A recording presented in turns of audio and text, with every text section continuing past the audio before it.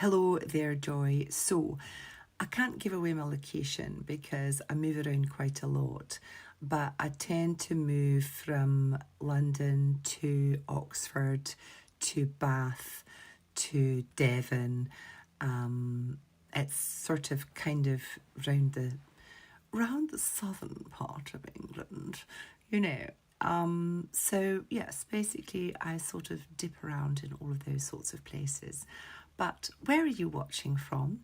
And if you've got 3 minutes of your time, I'd love it if you'd share your accent with me at theaccentbank.com, which is linked in my bio. Anyway, babes, thank you for asking. Sorry I couldn't be more open about my location and that.